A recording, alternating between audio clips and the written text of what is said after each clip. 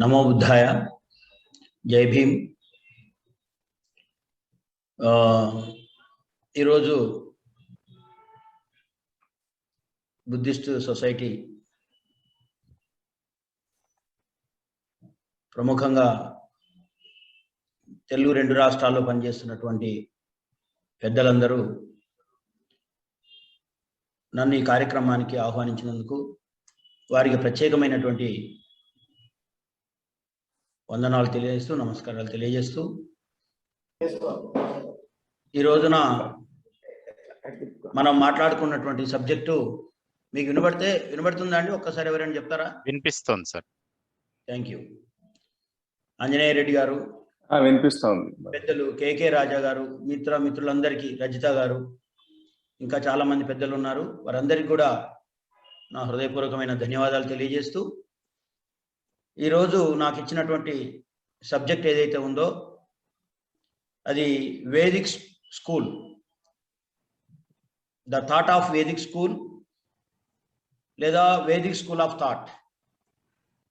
ఇంకొకటి వచ్చేసి దానికి సమాంతరంగా ఈ దేశంలో కోటాను కోట్ల మంది ప్రజల్ని ప్రభావితం చేసిన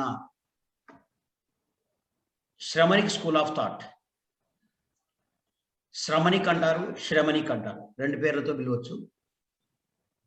ఈ రెండు స్కూల్స్ మధ్యన ఉన్నటువంటి భేదాలు, ఈ రెండు స్కూల్స్ని ఈ దేశం ఎలా మరి ఆదరించింది, ఈ రెండు స్కూల్స్ ఏ విధమైనటువంటి ప్రభావాన్ని చూపించాయి ఈ దేశంలో అనేటటువంటి దానిపైన మనం ఈరోజు మాట్లాడుకోబోతున్నాం. ముందుగానే నాకు రాజా గారు ఎప్పుడైతే ఈ ప్రోగ్రాంకి ఆహ్వానించారో ఆ రోజు నుంచి చెప్తూనే ఉన్నారు, మీరు కొన్ని అంటే స్పీడ్ జిప్రీ అన్నారు కదా, జెట్ స్పీడ్ తగ్గించాలని, పైగా మీరు బాగా ప్రిపేర్ అవ్వండి అని కూడా చెప్పారు. కానీ నాకు కొన్ని కారణాల వల్ల నేను ఎక్కువేం ప్రిపేర్ కాలేకపోయాను. అయినప్పటికీ నాకు తెలిసిన పరిధిలో, నేను నేర్చుకున్న విషయాల పరిధిలో ఈ రెండు స్కూల్స్ని మీ ముందు ఉంచడానికి ప్రయత్నం చేస్తాను. మొట్టమొదట వేదిక్ స్కూల్ ఆఫ్ థాట్, దీని గురించి అధ్యయనం కొంచెం చేసిన తర్వాత మనము శ్రమణిక్ స్కూల్ ఆఫ్ థాట్లోకి వెళ్దాం. మనము వేదిక్ స్కూల్ ఆఫ్ థాట్ని మరొక మాటలో చెప్పాలి అంటే బ్రాహ్మణిక్ స్కూల్ అని కూడా అనొచ్చు, దాన్ని బ్రాహ్మణిక్ కల్చర్ అని కూడా అంటారు. అనడము ఎందుకు అట్లా అంటే, దాని నిండా కూడా మనకు దాదాపుగా మెజారిటీ పార్ట్ బ్రాహ్మణ్స్ లేదా బ్రహ్మ, ఈ రెండు ఆలోచనల చుట్టూ తిరుగుతూ ఉంటుంది. కాబట్టి దాని వేదిక్ స్కూల్ అని పిలుస్తూనే మరొక పక్క బ్రాహ్మణిక్ స్కూల్ అని కూడా పిలుస్తున్నారు చరిత్రకారులు. కాబట్టి Vedic school of thought, Vedic school of thought అనేటటువంటిది భారతదేశంలో ప్రారంభమైనటువంటి ప్రదేశము ఋగ్వేదం. ఈ ఋగ్వేదం అనేటటువంటిది భారతదేశంలో ఆఫ్ఘనిస్తాన్ ప్రాంతంలో రాయబడింది. ఇండో ఆరియన్స్ మధ్యాసియా ప్రాంతం నుంచి, సెంట్రల్ ఏషియా నుంచి వాళ్ళు ప్రయాణం చేస్తూ ఆఫ్ఘనిస్తాన్కి వచ్చిన తర్వాత ఆఫ్ఘనిస్తాన్ ప్రాంతంలో వాళ్ళ యొక్క ప్రయాణంలో భాగంగా వాళ్ళ కల్చర్ను ఎస్టాబ్లిష్ చేస్తూ mouth to mouth, group two group ఇట్లా దాన్ని ప్రచారం చేసుకుంటూ వచ్చారు. ఇప్పటి వరకు చాలామంది చరిత్రకారులు అంగీకరించిన విషయం ఏంటంటే 1700 BCలో మనకు వేదిక్ స్కూల్ ఆఫ్ థాట్ ప్రారంభమైంది. 1700 BCలో ఆఫ్ఘనిస్తాన్లో వేదిక్ స్కూల్ ఆఫ్ థాట్ ప్రారంభమైంది అనేది మన చరిత్రకారులు మూకుమ్మడిగా అంగీకరిస్తూ ఉన్నారు.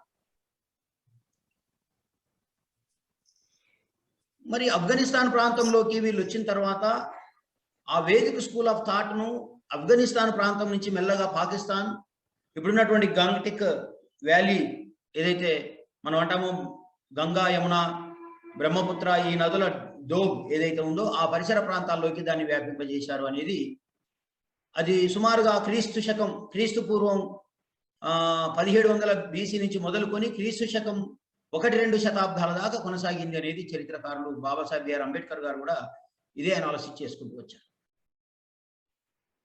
సో అది దక్షిణ భారతదేశానికి వచ్చేటప్పటికి చాలా కాలం పట్టింది. అది ఒకటో శతాబ్దానికి అక్కడ దాదాపుగా పరిపూర్తి అయితే 2, 3, 4, 8, 9 శతాబ్దాల దాకా కొనసాగుతూ వచ్చింది ఇక్కడికి. అంటే సౌత్ పార్ట్ అయినటువంటి తమిళనాడు, సౌత్ పార్ట్ అయినటువంటి శ్రీలంక ప్రాంతానికి వెళ్ళేటప్పటికెల్లా దాదాపుగా దానికి కొన్ని వందల సంవత్సరాల చరిత్ర ఉంది. వందల సంవత్సరాల టైం పట్టింది. ఆ పీరియడ్లో అక్కడికి చేరుకుంది. కానీ బేసిక్గా ఆఫ్ఘనిస్తాన్లో ప్రారంభమైనటువంటి ఈ కల్చరు మొత్తం భారతదేశాన్ని ఏదో ఒక సందర్భంలో ఏదో ఒక కాలంలో కుదిపేసింది అనేది మాత్రం వాస్తవమైనటువంటి చరిత్ర. సో మరి వేదిక్ స్కూల్ ఆఫ్ థాట్లో ఏం చెప్పబడింది, వేదిక్ స్కూల్ ఆఫ్ థాట్ను ఎందుకు ప్రమోట్ చేశారు అనేది కనుక మనం ఒకసారి పరిశీలన చేస్తే చాలామంది ఏమంటారంటే క్యాస్ట్ సిస్టమ్ అనేది వేదాల్లో లేదు, క్యాస్ట్ సిస్టమ్ అనే దానికి వేదాలకు సంబంధం లేదు, కాబట్టి Vedas are very pure, Vedas are very relevant even today అనేది కూడా చాలామంది వాదిస్తున్నటువంటి వాదన. ఇది నిజమేనా అని కూడా మనం ఒకసారి పరిశీలన చేసుకోవాల్సినటువంటి అవసరం ఉన్నది. ఎందుకంటే ఈ దేశంలో చాలామంది బాధితులు ఎవరైతే ఈ వేదాల ద్వారా అఫెక్ట్ అయ్యారో వాళ్ళంతా కూడా ఈరోజు అదే వేదాలను ప్రామాణికంగా భావిస్తూ వాటిని నెత్తిన మోస్తూ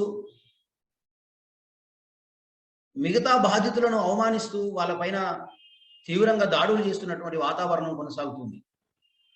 కాబట్టి ఈ సందర్భంలో ఇది నేను అవసరమని అనుకుంటున్నాను. బుద్ధిజంలో అయినా కావచ్చు, ఇంకే ఇజంలోనైనా సరే ఒక చారిత్రక అవగాహన మనం తప్పకుండా కలిగి ఉండవలసినటువంటి అవసరం ఉందని నేను భావిస్తా ఉన్నాను.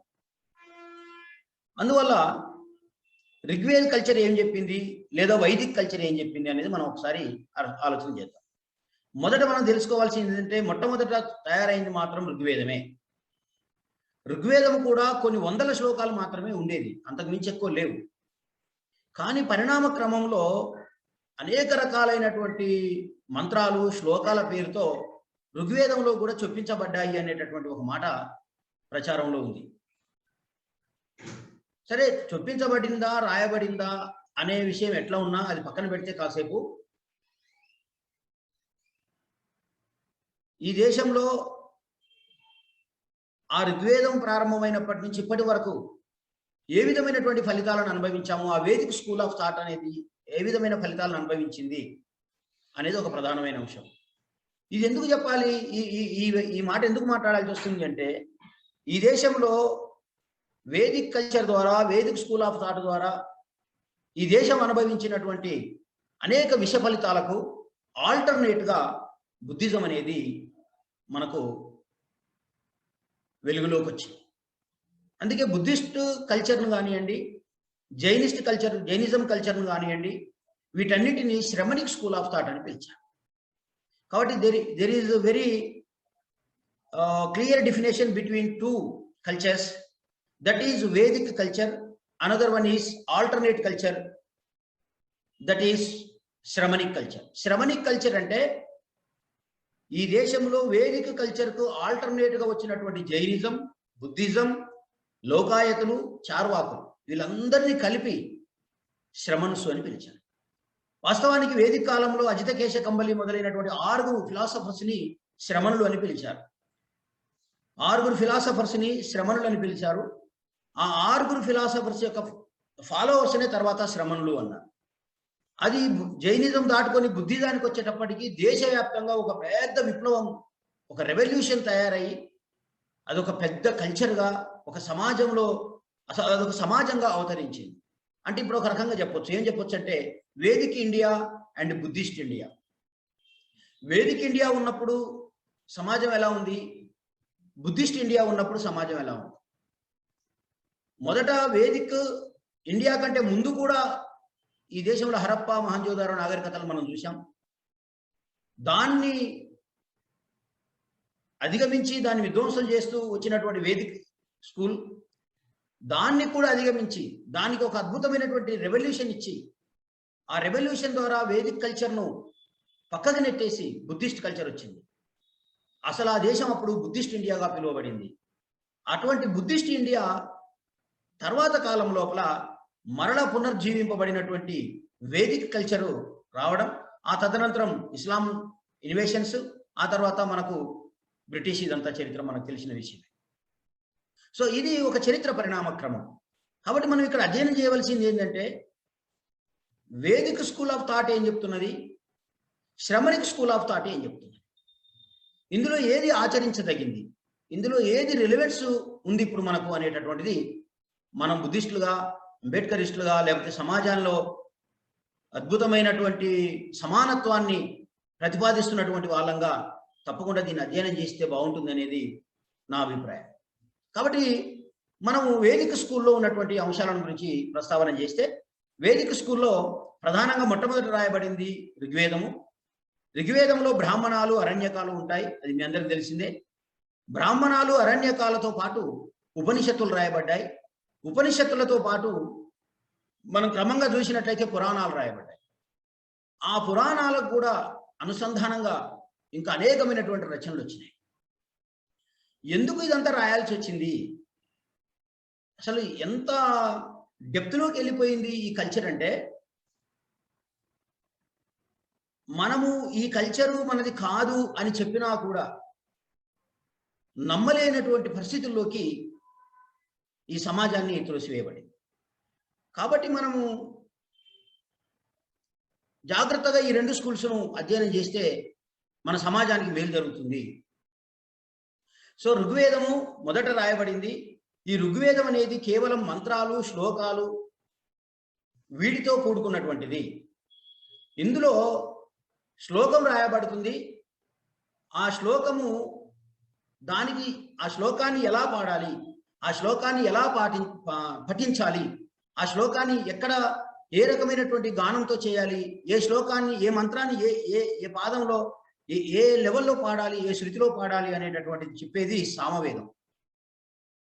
ఈ సామవేదానికి అనుసంధానంగా వచ్చింది యజుర్వేదం. యజుర్వేదం లోపల యజ్ఞయాగాలు ఎలా చేయాలి, యజ్ఞయాగాలకు సంబంధించినటువంటి క్రతువుల లోపల ఏ విధమైనటువంటి బలి ఇవ్వాలి, ఈ బలులు ఇవ్వడంతో పాటు యజ్ఞకుండాలను ఎలా నిర్మించాలి, హోమగుండాలను ఎలా నిర్మించాలి, వాటిని ఏ ప్రదేశంలో నిర్మించాలి, ఇది దాంట్లో రాయబడి. ఇప్పుడు జనరల్గా మనం యాగాలు, హోమాలు చేస్తున్నప్పుడు వాళ్ళు మంత్రాలు చదువుతూ ఉంటారు. మంత్రాలు చదివినప్పుడు, ఈ మంత్రం చదువుతున్నప్పుడు ఇగో ఈ విధమైనటువంటి ఈ హవిస్సును వదలాలి అని చెప్తుంటారు. ఈ హవిస్సు ఎలా వదలాలి అనేటటువంటిది మనకు యజుర్వేదంలో చెప్పబడుతుంది. సుల్వ సూత్ర, గృహ్య సూత్ర, ఇట్లా మనకు సూత్రాలు దాంట్లో పొందుపరచబడ్డాయి. ఆ తర్వాత అధర్వణ వేదం వచ్చింది. ఈ అధర్వణ వేదం అనేటటువంటిది ఈ మూడు, ఏది ఋగ్వేదము, యజుర్వేదము, సామవేదం, ఈ మూడు వేదాలకు కాస్త భిన్నంగా ఉంటుంది ఈ వేదం. ఈ యొక్క అధర్వణ వేదంలో పరిశ్రమలకు సంబంధించిన కొంత సమాచారం చేర్చబడింది. అంటే వ్యవసాయం కానివ్వండి, తోలు పరిశ్రమలకు మొదలుకొని ఇంకా రకరకాలైనటువంటి పరిశ్రమల గురించి, వాటికి సంబంధించినటువంటి వివరాలను కూడా కొన్ని చోట్ల అక్కడక్కడ అధర్వణ వేదంలో పొందుపరిచారు. అందుకోసమే చాలా మంది ఏం చేశారంటే వేదాలు మూడే అని చెప్పారు. బాబాసాహెబ్ అంబేద్కర్ గారు కూడా అనాలిసిస్ చేస్తూ వేదాలు వాస్తవంగా మొదట మూడే ఉండేవి, ఆ తర్వాత 4వ వేదాన్ని అనివార్యంగా వాళ్ళు అంగీకరించాల్సి వచ్చింది అని చెప్పారు. ఎందుకంటే 3 వర్ణాలే మనకు వైదిక్ కల్చర్ లోపల, వేదిక్ స్కూల్ ఆఫ్ థాట్లో 3 వర్ణాలు, 3 వేదాలు. ఆర్య త్రైవర్ణిక అన్నాడు. ఆర్య త్రైవర్ణిక, ఆర్యులు 3 వర్ణాలు. అట్లాగే వేదం కూడా 3, ఋగ్వేదం, యజుర్వేదం, సామవేదం. మనకు చాలా చోట్ల మీరు కొన్ని పేర్లు వింటుంటారు, చతుర్వేది, ద్వివేది, త్రివేది అని వింటుంటారు మీ పేర్లు. ఈ పేర్లు అట్లా వచ్చినవే. అంటే ఎవరైతే సామవేద కల్చర్లో ఉన్న వాళ్ళను ద్వివేది అని పిలుస్తారు అనమాట. వాళ్ళకి రెండో వేదానికి ప్రామాణికం వాళ్ళు. అట్లాగే త్రివేది అని వస్తుంది. త్రివేది అంటే వాళ్ళకు 3వ వేదము ప్రామాణికం. ఆ కల్చర్ను అనుసరించి వాళ్ళ జీవన విధానం కొనసాగుతూ ఉంటుంది. ఇట్లా మనకు పేరులో కూడా చాలా చోట్ల, అక్కడ బెంగాల్ ప్రాంతంలో, నార్త్ ఇండియాలో చాలా చోట్ల మనకి ఇప్పటికీ కనిపిస్తుంటాయి. పేర్లు కూడా అక్కడక్కడ మీరు ఎవరైనా ఎమినెంట్ పర్సన్స్ వచ్చినప్పుడు చతుర్వేది, త్రివేది, ద్వివేది అని చదువుతూ ఉంటారు. ఇది మనకు కల్చర్‌ను చాలా స్పష్టంగా చూపిస్తున్నటువంటి విషయం. కాబట్టి వేదాలు ఇలా ఈ 4 వేదాలు ఇట్లా ఉన్నాయి. వీటికి వేదాంతాలు ఉన్నాయి. వేదాంతాలతో పాటు ఉపనిషత్తులు కూడా ఉన్నాయి. ఈ ఉపనిషత్తులు, వేదాలు, పురాణాలు, ఋగ్వేదం ఇదంతా కలుపుకుంటే వచ్చినటువంటిదే వేదిక్ స్కూల్ ఆఫ్ థాట్. ఇవి ఏ దానికి ఏది ఎగ్జంప్షన్ కాదండి. దయచేసి మీరందరూ గమనించాలి. ఇందులో దేనికి ఏది ఎగ్జంప్షన్ కాదు. కొంతమంది ఏమంటారంటే కొంచెం ఋగ్వేదం బాగుంటుంది, కొంతమంది సామవేదం బాగుంటుంది, కొంతమందికి ఇట్లా ఉంటున్నారు. కానీ ఈ వేదిక్ స్కూల్ ఆఫ్ థాట్ లో పొందుపరచబడినటువంటి ఈ గ్రంథాలు ఏవి కూడా ఎగ్జంప్షన్స్ లేవు. వీటికి అన్ని ఒకే రకమైనటువంటి పద్ధతిలో ఈ దేశంలో వర్ణ వ్యవస్థను, కుల వ్యవస్థను ఎస్టాబ్లిష్ చేయడానికి, ఇన్స్టిట్యూషనలైజ్ చేయడానికి మాత్రమే వచ్చినాయి అనేది వాస్తవం.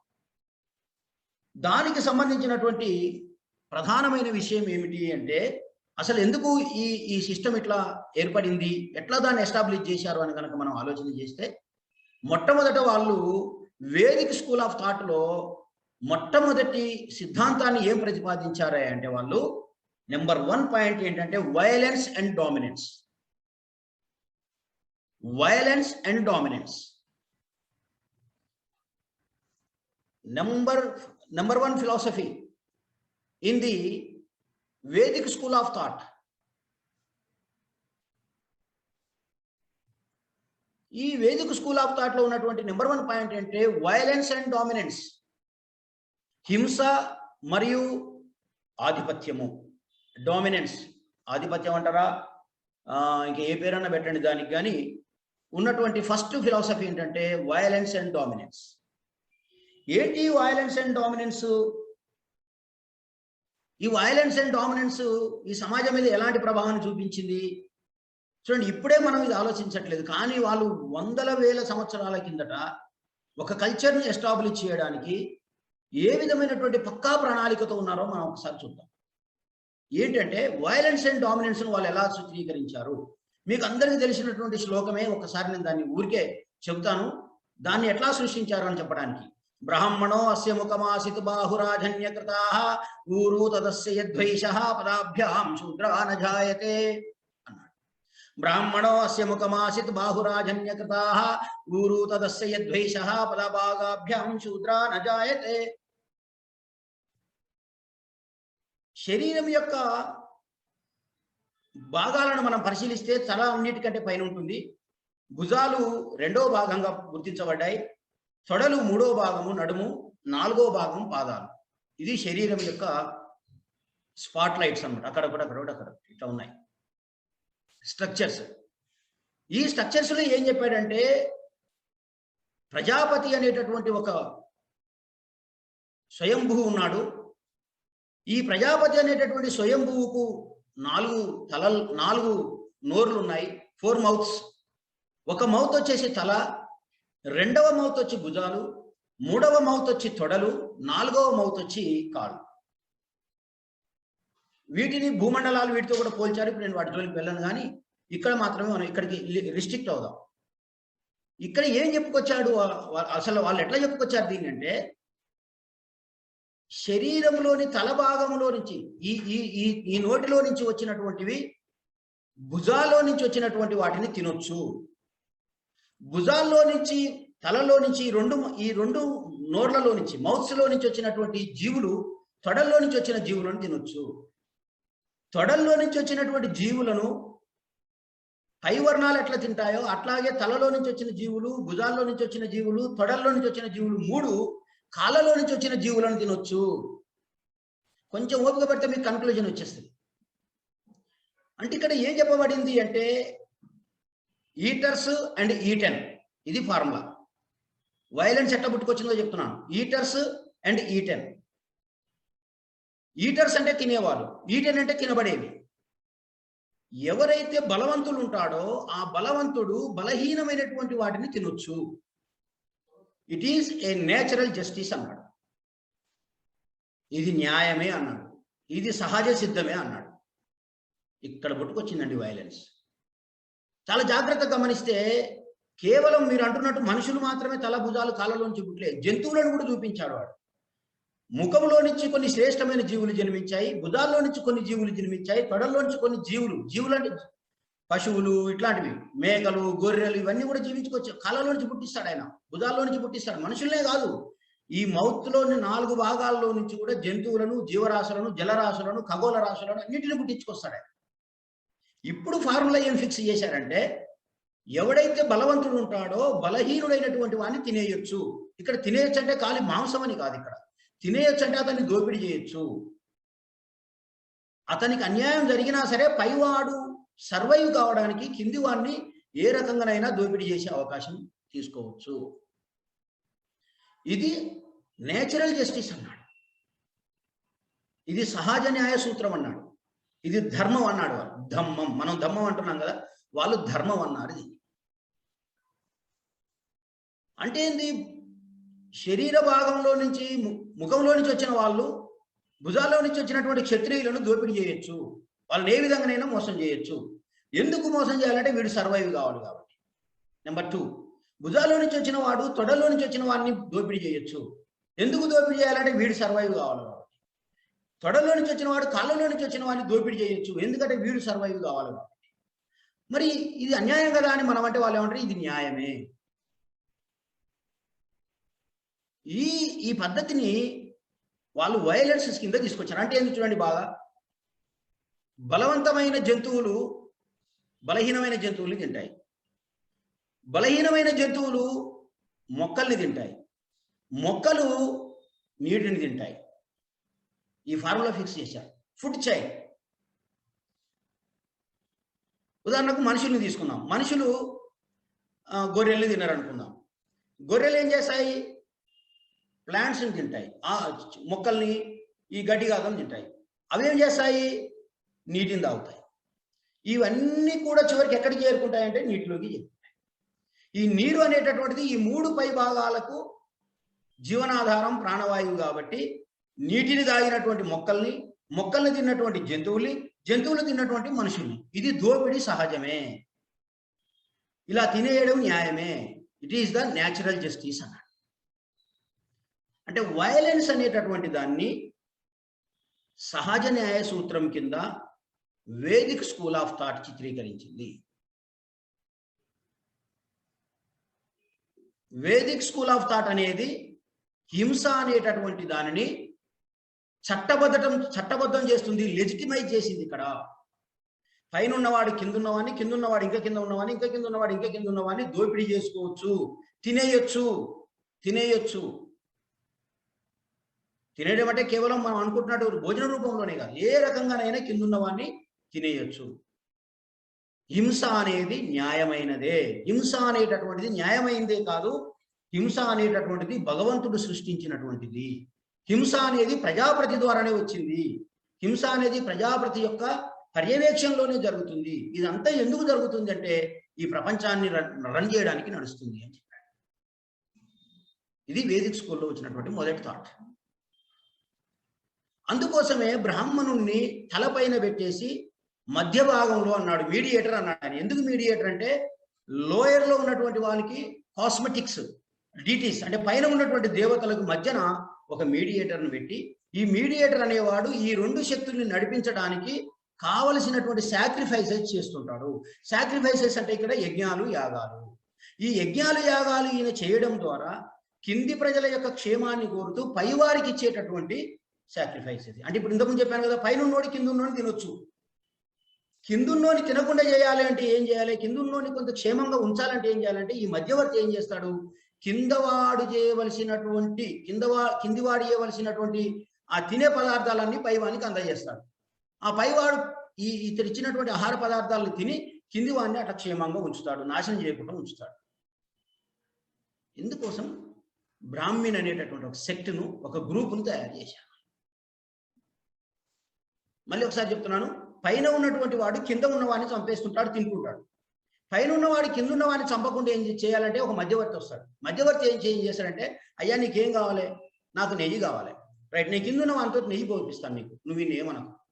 ఆయన నెయ్యి తెచ్చిస్తాడు, ఇతను పైవానికి నెయ్యి ఇస్తాడు. ఆ నెయ్యి తాగి ఇతన్ని చంపకుండా ఉంటాడు. సంతృప్తి పరుస్తూ ఉంటాడనమాట.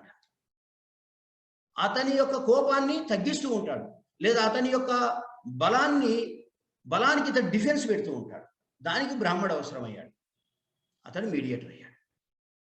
సేమ్ ఫిలాసఫీ వైలెన్స్ అనేటటువంటి దాన్ని ఎట్లయితే ఏమంటాం మనం విశ్వంలో, లేదంటే ఈ మొత్తం ప్రపంచంలో ఎట్లయితే ఈ ఫార్ములాను ఫిక్స్ చేశారో, సమాజంలో కూడా అదే ఫార్ములాను ఫిక్స్ చేశారు.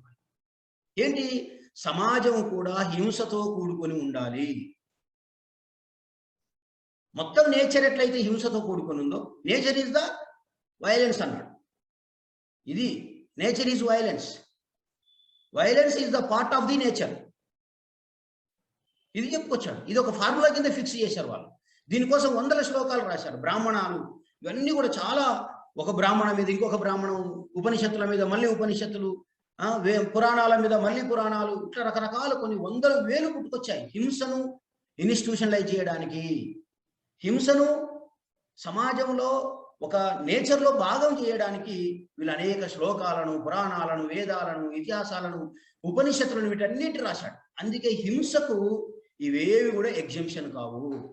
ఉదాహరణకు ఒక శ్లోకం చదివి వినిపిస్తాను. వృషభం మా సమానానాం సవత్నానాం విశాసహిం హంతారం శత్రూణాం పృథివిరాజం గోపతిం గవాం.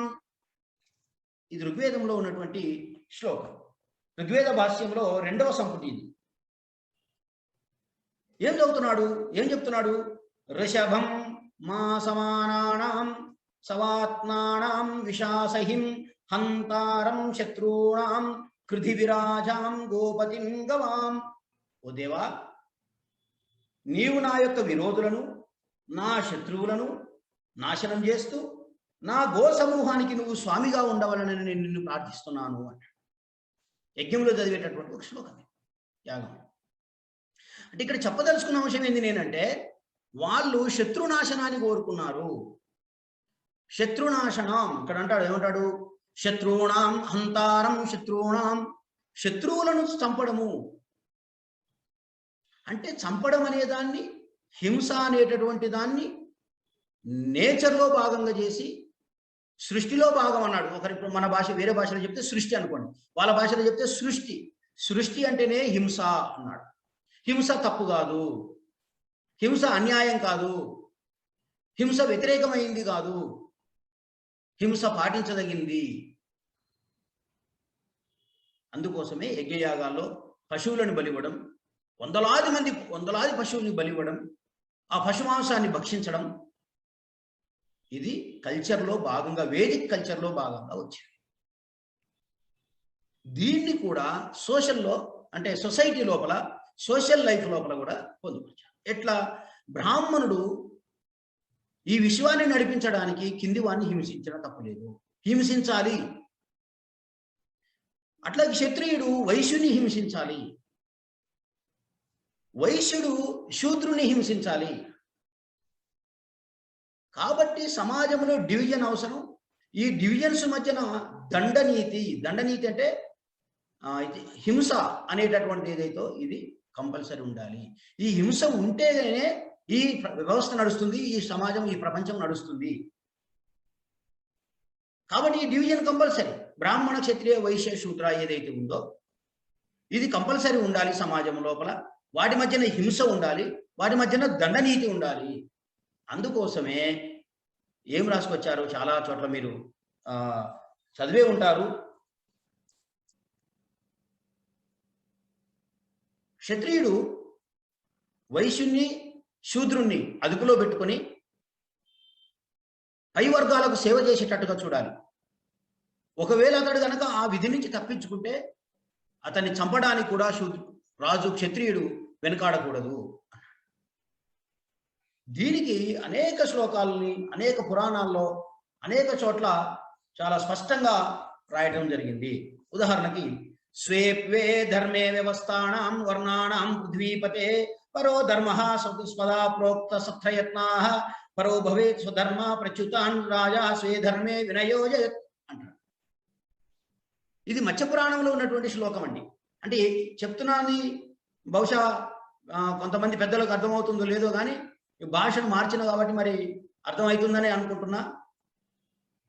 వేదిక్ స్కూల్ ఆఫ్ థాట్లో ఉన్నటువంటి మొదటి ప్రిన్సిపల్ ఏంటంటే వైలెన్స్ను, డామినెన్స్ను చట్టబద్ధం చేయడము, అది నేచర్లో భాగం చేయడము, అది అవసరమే, అది తప్పు కాదు, అది అన్యాయం కాదు, అది ఇంకొక పద్ధతి కానే కాదు అని చెప్పడం కోసం, అందరి యొక్క అంగీకారాన్ని పొందడం కోసము ఈ ఋగ్వేదాన్ని ఇలా రాసుకొచ్చారు. దాని సేమ్ అదే ప్యాటర్న్ మొత్తం విశ్వంలోనే ఇట్లా జరుగుతున్నప్పుడు మనుషులకి ఎందుకు జరగదు అన్నట్టు. నేచరే ఒక హింసతో కూడుకొని ఉన్నప్పుడు సమాజంలో హింస ఉంటే తప్పేంది? కాబట్టి హింస ఉంటుంది సమాజంలో. ఎట్లా ఉంటుంది హింస? నోటిలో నుంచి పుట్టినటువంటి వాడు భుజాల్లో నుంచి పుట్టిన వాడిని, భుజాల్లో నుంచి పుట్టిన వాడు తొడల్లోంచి పుట్టిన వాడిని, తొడల్లో నుంచి పుట్టిన వాడు కాళ్ళలోంచి పుట్టిన వాడిని దోపిడీ చేస్తాడు. ఇది సహజము, ఇది నేచర్, ఇది ధర్మం. అంటే దోపిడీని ధర్మం చేశారు, ఎక్స్‌ప్లాయిటేషన్ని ధర్మం చేశారు, వైలెన్స్ని ధర్మం చేశారు. ఇందుకే ఇక్కడ చెప్తున్నాను. ఒకవేళ ఈ ధర్మాన్ని కనుక ఎవడైనా వ్యతిరేకిస్తే, రెబెల్గా మారితే, అంటే నేను కాళ్ళలో ఉన్నవాడు పై ఉన్నవానికి సేవ చేయాలి, వాడు నేను దోపిడీ చేస్తున్నాడు, నువ్వు నన్ను ఎందుకు దోపిడీ చేస్తున్నావా అని ఎవడని అడిగిండు అనుకో, అతన్ని దండించడానికి ఒక నీతి కావాలి. దాన్ని దండనీతి అన్నాడు. పైన ఉన్నోడు కింద ఉన్నోడు తింటున్నాడు, తినాలి. నువ్వు నన్ను ఎందుకు తింటున్నావు అని అడిగే హక్కు లేదు వీడికి. పొరపాటును అడిగితే వాడిని దండించడానికి రాజుకు సర్వాధికారాలను కట్టబెట్టింది విశ్వం, సృష్టి, నేచర్ కట్టబెట్టింది. అది మనం కాదు, దేవుడు కట్టబెట్టాడు, ప్రజాపతి కట్టబెట్టాడు. ఎట్లా? స్వేప్వే ధర్మే వ్యవస్థానాం వర్ణానాం పృథ్వీపతే పరో ధర్మ స్వదా ప్రోక్త సత్రయత్న పరో భవేత్ స్వధర్మ ప్రచ్యుతాన్ రాజా స్వధర్మే వినయోజయేత్, రాజా స్వధర్మే వినయోజయేత్ అన్నాడు. అంటే ఏంది? రాజు యొక్క ధర్మం ఏమిటి అంటే, కింది వ్యవస్థలో ఉన్నటువంటి సోషల్ ఆర్డర్లో ఉన్నటువంటి, వేదిక సోషల్ ఆర్డర్లో ఉన్నటువంటి వాడు ఎవడైనా పైవాని యొక్క ధర్మాన్ని వ్యతిరేకిస్తే అతన్ని దండించి ఖచ్చితంగా వాని యొక్క ధర్మాన్ని వాడు పాటించేటట్టు చేసే బాధ్యత రాజుకుంది అని చెప్పాడు. ఇది వేదిక్ స్కూల్ ఆఫ్ థాట్లో ఉన్నటువంటి మొదటి ప్రిన్సిపల్, వైలెన్స్ అండ్ డామినెన్స్. దీన్ని శ్రమణిక్ స్కూల్ ఆఫ్ థాట్ ఖండించింది. శ్రమణిక్ స్కూల్ ఆఫ్ థాట్ దీనికి ఆల్టర్నేట్ ప్రిన్సిపల్ను తయారు చేసింది.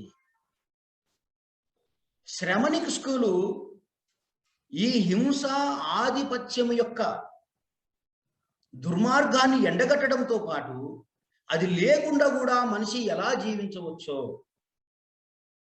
ఆ ధర్మాన్ని ప్రతిపాదించింది. నేచర్ యొక్క ధర్మం హింస కాదు అని చెప్పింది. నేచర్ యొక్క ధర్మము డామినెన్స్ కాదు అని చెప్పింది. దాన్ని మొదటి ప్రిన్సిపల్ లోపల పంచశీలలో శ్రమణులు పొందుపరిచారు. అదేమిటి అని అందరికి తెలిసిందే. పానాతి పాత వీరమణి శిఖాపదం సమాధియామి. ఒక ప్రాణికి ఇంకొక ప్రాణికి మధ్యన హింస ఉంటుంది అని చెప్తే, శ్రమణిక స్కూల్ ఏం చెప్పిందంటే, ఒక ప్రాణికి ఇంకొక ప్రాణికి మధ్యన హింస కాదు ఉండవలసింది, పానాతి పాత, భూతదయ ఉండాలి. వీటి మధ్యన ఉండేటటువంటి ఘర్షణ ద్వారా వస్తున్నటువంటి దాన్నే మీరు చూస్తున్నారు. కానీ ఈ రెండు శక్తుల మధ్య ఉండేటటువంటి భూతదయలో దాని వెనకాల ఉన్నటువంటి బ్యూటీని కనుక మీరు చూడగలిగితే, ఈ ప్రపంచం ఎలా నడుస్తుంది, ఎలా నడవాలి అనేది మీకు అర్థమవుతుంది అన్నాడు. అది మనకు ప్రాథమికంగా మొదటి సూత్రం పుట్టడానికి కారణం. అంటే వేదిక్ స్కూల్ ఆఫ్ థాట్కు ఆల్టర్నేట్గా చాలా నిర్దిష్టమైనటువంటి స్పష్టతతో కూడుకున్నటువంటి ధర్మాన్ని ప్రతిపాదించింది బౌద్ధం. ఇది ధమ్మం. రెండు ధమ్మాలు ఉన్నాయి, రెండు ధమ్మాలు. అందుకే ధమ్మ పరివర్తన జరగాలి అంటున్నాం మనం. ఈ సమాజం బాగుపడాలి అంటే ధమ్మ పరివర్తన జరగాలి, ట్రాన్స్ఫర్మేషన్ ఆఫ్ ధర్మ. హింసా ధర్మం నుంచి అహింసా ధర్మంలోకి మారాలి. హింసా ధర్మం అనేటటువంటిది ప్రకృతిలో భాగం అనే దాని నుంచి, ప్రకృతిలో భాగం హింస కాదు, ప్రకృతిలో భాగం భూతదయ. అందుకే పానాతి పాతావేరమణి ఇంత బ్యూటిఫుల్ ఫిలాసఫీని శ్రమనిక్ స్కూల్ ఆఫ్ థాట్ తీసుకొచ్చారు. పైగా వాళ్ళు ఏం చెప్తారంటే, వేదిక్ స్కూల్ ఆఫ్ థాట్ ఏం చెప్తుందంటే, వయలెన్స్ అనేటటువంటిది ఆగిపోదు, ఇది ఎప్పటికీ సైక్లింగ్ జరుగుతూ ఉంటుంది అని చెప్తారు. రీసైక్లింగ్ జరుగుతూ ఉంటుంది, సైక్లింగ్ జరుగుతూ ఉంటుంది. హింసకు ఉన్నటువంటి స్వరూపం అది, హింస యొక్క ధర్మం అది అని చెప్తారు. ఇక్కడ శ్రమనిక్ స్కూల్లో ఏం చెప్పారంటే, అహింస, భూతదయ ఇదేదైతే ఉన్నదో ఇది మానవుడు ఇండివిజువల్ అయిపోయి, అంటే మానవుడు అనాత్ముడు అయిపోయి, మానవుడికి ఉన్నటువంటి ఈ ఎదుటి వ్యక్తి మీద వైలెన్స్ చేయాలి, డామినెన్స్ చేయాలి అనేటటువంటి ఒక థాట్ ఒక దగ్గర అంతరించిపోతుంది. ఆ అంతరించిపోయినప్పుడు అతడు అనాత్ముడు అవుతాడు. నిజంగానే సహజం అది. ఇప్పుడు నేనున్నాను, నాకు తినాలనే కోరిక ఉంటుంది కాబట్టి నేను ఏదో ఒకదాన్ని తినాలి, హింస పుడుతుంది అక్కడ. ఈ స్థాయిని ప్రాక్టీస్ చేస్తూ చేస్తూ మనకు అదే పారమితలు, అవే 10 పారమితలు అందులో నుంచి వచ్చాయి. ఈ ఫిలాసఫీ, ఈ బ్యూటీ నుంచే వాటిని గుర్తించారు. ఈ అహింస అనేటటువంటిది ప్రాక్టీస్ చేస్తూ చేస్తూ చేస్తూ పోయిన తర్వాత ఒక దశలో నేను దీన్ని చంపి తినాలనో లేకపోతే ఇది తినాలి అనేటటువంటి ఆ వాంఛ, ఆ కోరిక ఏదైతే ఉందో, ఆ డిజైర్ ఏదైతే ఉందో అది చివరికి డిజపియర్ అయిపోతుంది, ఫుల్ స్టాప్ అవుతుంది. అక్కడ ఫుల్ స్టాప్ అయిన దగ్గర ఒరిజినల్ హ్యూమన్ బీయింగ్ పుట్టుకొస్తాడు. దట్ ఈస్ అనాత్మ. సో ఇక్కడ వేదిక స్కూల్ ఆఫ్ థాట్ కు సరైనటువంటి ఆల్టర్నేట్ సిస్టంలో శ్రమనిక్ స్కూల్లో పుట్టించారు. దాని పేరే పానాతిపాత. ఇక్కడైతేనేమో వయలెన్స్ అండ్ డామినెన్స్ అనేటటువంటి ఫార్ములాను సృష్టించారు. మనకు ఋగ్వేదంలో మొదటి మంత్రంలో 2వ అనువాకం 161 సూత్రం ఒకటి ఉంది. అసలు అక్కడ ఎంత భయంకరమైన వైలెన్స్ను సృష్టిస్తారంటే, ఋగ్వేదం మొదటిది 2వ అనువాకం 161వ సూత్రం. శ్రోణే మేక ఉదకం గామవజతి మాంసమేక వింశతి సూనయా భృతం అనిమృచ శుక్రదేహో అపాభరాత్ కిం స్వీత్రేభ్య పితరా ఉపానతు. ఎందుకంటే రిఫరెన్స్ కూడా ఇస్తున్నాను మీకు. శ్రోణే మేక ఉదకం గామవజతి మాంసమేక వింశతి సూనయా భృతం అనిమృచ శక్రుదేహో అపాభరత్ కిం స్వీత్రేభ్య పితరా ఉపానతు. చాలా మంది ఏమంటారంటే ఋగ్వేదంలో హింస లేదు, ఋగ్వేదంలో లేకపోతే ఇది ఏమంటారు పశుమాంసం ప్రస్తావన లేదు, ఇది లేదు, అది లేదని చెప్తారు. ఇక్కడ చాలా క్లియర్ ఎవిడెన్సెస్ ఉంటాయి. ఈ ఎవిడెన్సెస్ కూడా వాళ్ళు ఇగ్నోర్ చేస్తూ ఉంటారు. సో ఇక్కడ ఏం చెప్తున్నాడంటే, కోసిన ఆవు నెత్తురును ఒకడు పాత్రలో ఇలా పడుతున్నాడు అని చెప్పాడు. కోసిన ఆవు నెత్తురు, ఆవును కోసారు, దాంట్లోంచి నెత్తురు వస్తుంది, ఒకడు ఇలా పట్టుకున్నాడు. ఇంకొకడు కండలని కత్తితో ముక్కలు ముక్కల కింద నరికి పోగులు పెడుతున్నాడు. మరొకడు దాని పట్టలోని మలమూత్ర భాగాలను వేరు చేస్తున్నాడు. రుభువులు ఈ పని చేస్తుంటే యజమానులైన భార్యాభర్తలు యజ్ఞకార్యం చేస్తున్నారు. ఎంత హింస అండి ఇది. కోశారు పశువుని, ఒకడు రక్తం పడుతున్నాడు, ఇంకొకడు కండల్ని ముక్కలు ముక్కలు చేస్తున్నాడు, ఇంకొకడు పొట్టలో భాగాలైనటువంటి మలమూత్ర భాగాలను, పేగులను వాటిని వేరు చేస్తున్నాడు. వీళ్ళంతా ఈ కార్యక్రమం చేస్తుంటే హోమం దగ్గర ఉండి భార్యాభర్తలు ఇద్దరు కూడా కతువు కార్యక్రమాన్ని నిర్వహిస్తున్నారు. ఈ రకంగా ఇన్స్టిట్యూషనలైజ్ చేయబడింది వ్యవస్థ. అట్లాగే ఇక్కడ వర్ణ వ్యవస్థను, కుల వ్యవస్థను కూడా హింసలో భాగం చేసి, హింసను ధర్మంగా చేసి, అది వర్ణధర్మంగా, కులధర్మంగా చిత్రీకరించి దాన్ని కూడా ఇక్కడ ఇన్స్టిట్యూషనలైజ్ చేశారు. సో ద వర్ణ system and caste system was institutionalised by the Vedic school of thought in the part of the violence and dominance. Violence and dominance లో భాగంగా అలా చేయబడింది. అందుకోసమే శ్రమనిక్ స్కూల్ ఆఫ్ థాట్ చాలా క్లియర్గా వర్ణ సిస్టమ్ను, క్యాస్ట్ సిస్టమ్ను రిజెక్ట్ చేయడంతో పాటు వైలెన్స్ అండ్ డామినెన్స్ని తగ్గించడానికి, వీలైనంత మేరకు తగ్గించడానికి వారు భూతదయ లేదంటే పానాతిపాత, ఇంకా ఏ పేరుతో పిలిచిన నాన్ వైలెన్స్ లేదా అహింస, వీటిని ముందు తీసుకురావడం జరిగింది. ఇందులో భాగంగా శ్రమణిక్ స్కూల్ ఆఫ్ థాట్ ఒక బ్యూటీనెస్ ని ఈ సమాజం ముందు పెట్టింది. అదే అహింస. సరే, ఒక వర్ణము ఇంకొక వర్ణం వచ్చింది అనుకుందాం, ఒక కులం ఇంకొక కులం ఉందనుకుందాం, కానీ ఈ రెండింటి మధ్యన ఉండవలసింది హింస కాదు, అహింస. ఈ రెండింటి మధ్యన ఉండవలసింది భూతదయ. ఈ రెండింటి మధ్యన ఉండవలసింది మానవ ధర్మం. అంతేగాని ఇది హింసా ధర్మం కాదు అని శ్రమణిక్ స్కూల్ ఈ దేశానికి ఒక అందమైన, అద్భుతమైన హ్యూమన్ బీయింగ్స్ లాగా బ్రతకడానికి కావలసిన ప్రిన్సిపుల్ని ఈ దేశానికి అందించింది. అయితే వేదిక్ స్కూల్ ఆఫ్ థాట్ అనేది ఓన్లీ భారతదేశానికి మాత్రమే వర్తించేలాగా రాశారండి. ఇది క్లియర్. చాలా మంది తెలియక ఇది వరల్డ్ వైడ్, అందులో ఉంది, ఇందులో ఉంది అని చెప్తుంటారు. కానీ వాస్తవానికి వేదిక్ స్కూల్ ఆఫ్ థాట్ అనేటటువంటిది భారతదేశ సమాజానికి మాత్రమే అందించబడింది. అందులో బ్రాహ్మణ, క్షత్రియ అనే రెండు ఆర్యవర్ణాల ఆధిపత్యాని కోసం మాత్రమే రాయబడింది. ఇది గుర్తించాలి మనం. వేదిక్ స్కూల్ ఆఫ్ థాట్ లేదా వేద సాహిత్యం ఇదంతా కూడా దేనికోసం రాయబడిందంటే రెండు కులాల కోసం రాయబడింది, బ్రాహ్మణ, క్షత్రియ. ఇది మొత్తం సొసైటీ కోసం కూడా రాయబడలేదండి. ఇది ఓన్లీ 2 వర్గాల కోసమే రాశాడు. ఆ 2 వర్గాల యొక్క హింసను, ఆధిపత్యాన్ని చట్టబద్ధం చేయడానికి, ఈ యొక్క నేచర్లో భాగం చేయడానికి మాత్రమే రాశారు. కానీ శ్రమణిక్ స్కూల్ ఆఫ్ థాట్ మాత్రం మొత్తం యావత్ ప్రపంచానికి సంబంధించినటువంటి దుఃఖ నివారణ కోసము, ముఖ్యంగా హింసా నివారణ కోసం రాయబడింది.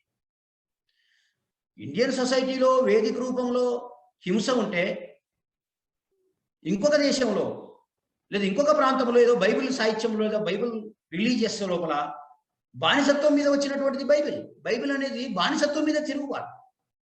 ఈ బానిసత్వం మీద తిరుగుబాటు జరిగినటువంటి వైలెన్స్, అక్కడ వైలెన్స్ కూడా ఉంది. అట్లాగే ఇస్లాంలో, ఇస్లాం అంటే అప్పటికి బుద్ధిజం లేదనుకోండి, కానీ అంటే అనుకుంటే మనం కొద్దిసేపు వీటన్నిటిలో హింస ఉంది. ఈ హింస ప్రపంచవ్యాప్తంగా ఉంది కాబట్టి ప్రపంచానికి అన్నిటికీ ఏదో ఒక రూపంలో హింస అనేది నేచర్లో భాగంగా భావించబడ్డది. కాబట్టి దీనికంతటికి మనకు పరిష్కారాన్ని చూపిస్తూ, దీనికంతటికి ఒక మార్గాన్ని చూపిస్తూ శ్రమణిక్ స్కూల్ ఆఫ్ థాట్ ప్రతిపాదించిన అద్భుతమైన ప్రిన్సిపల్ అహింస.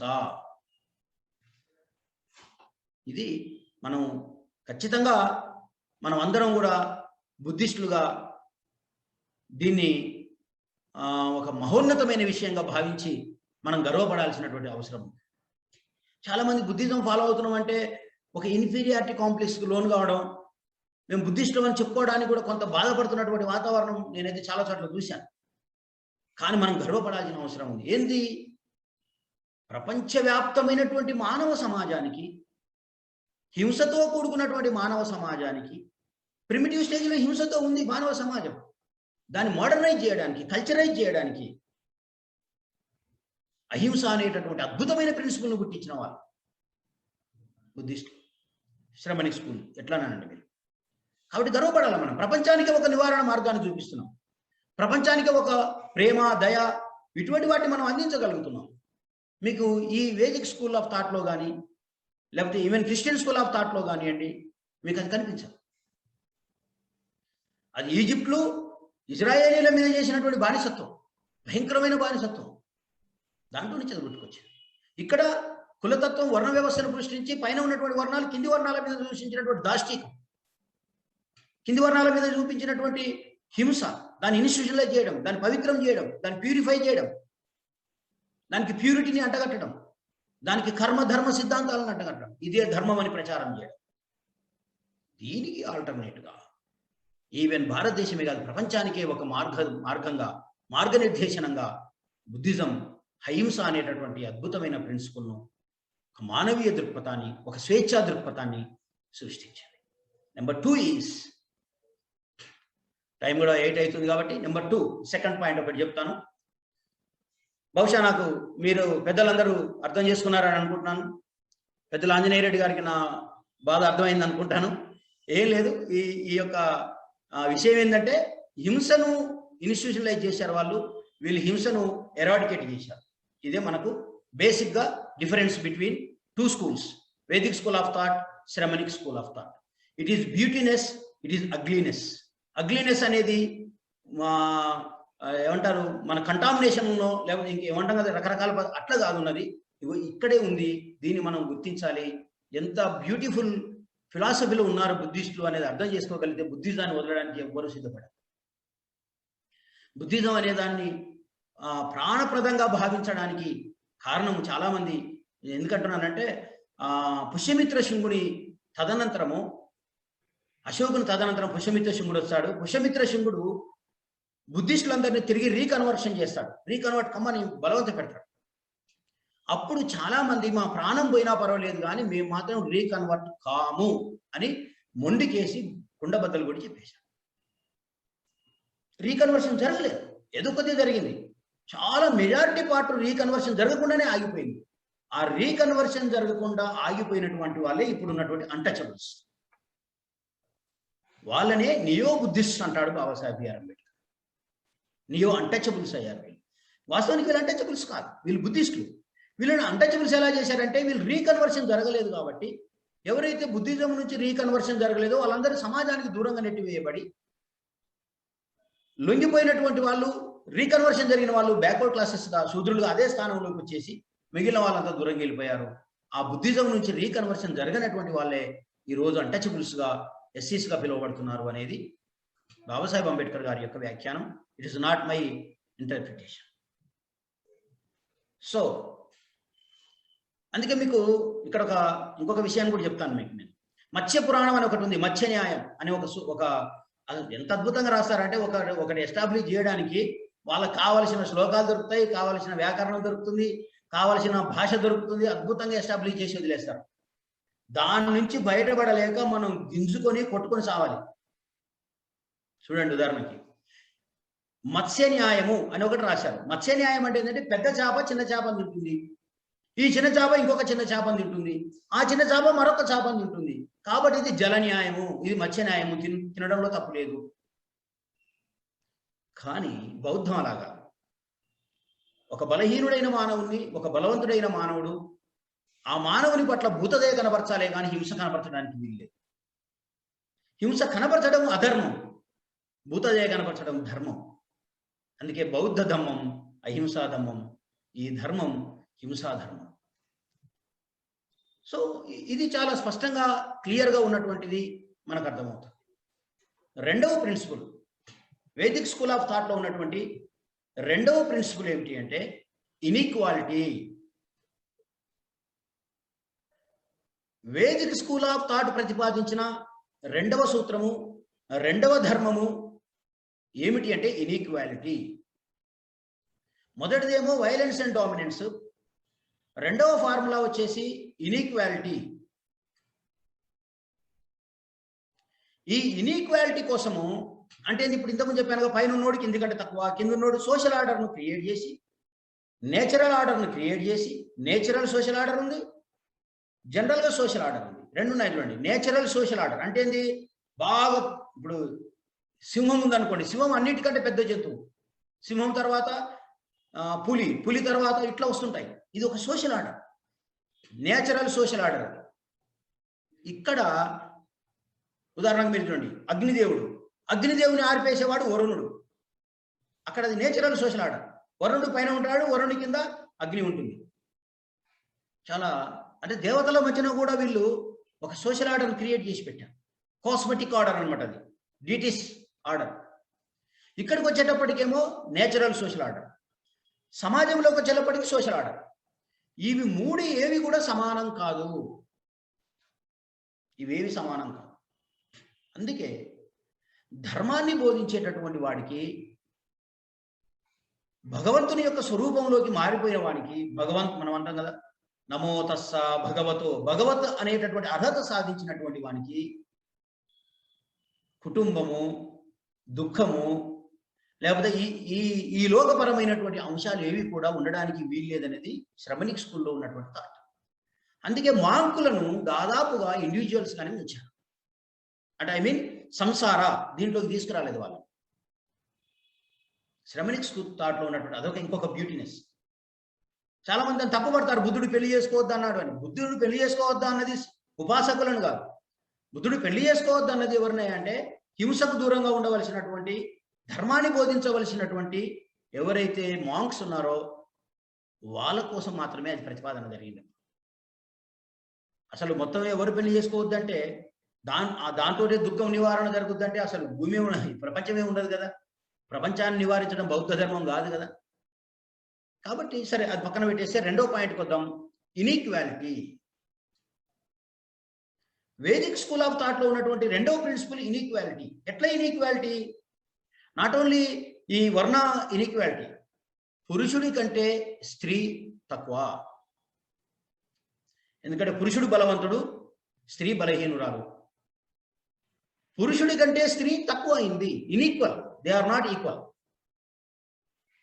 అందుకే పురుషుడు ఆధిపత్యాన్ని వహించినప్పుడు స్త్రీ తప్పకుండా ఆధిపత్యాన్ని స్వీకరించాలి. పురుషుడు వైలెన్స్ చేసినప్పుడు అనివార్యంగా స్త్రీ ఆ వైలెన్స్ను భరించాలి. మళ్ళీ మొదటి ఫార్ములా అనేది దీన్ని అహింస ఇన్ఈక్వాలిటీలోకి తీసుకొచ్చారు. అందుకోసమే మితిమీరినటువంటి శృంగారము, మితిమీరినటువంటి అసభ్యకరమైనటువంటి శృంగారం వేదిక్ స్కూల్ ఆఫ్ థాట్లోకి ఎంటర్ అయింది. ఎంత మితిమీరిన శృంగారం అంటే శివుడు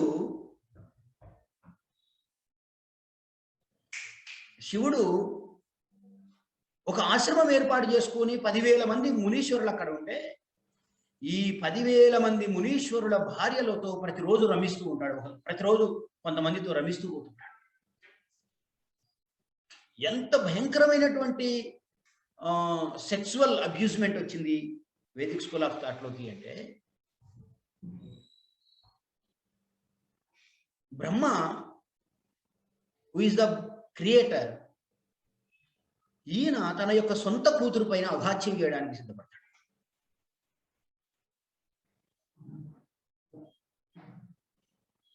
ఇంకా చాలా ఉన్నాయి, అవన్నీ చెప్పుకుంటూ పోతే అది భాష సరిపోదు, అవేవి సరిపోవు. అంత భయంకరమైనటువంటి సాహిత్యం దాంట్లో వ్రాయబడింది.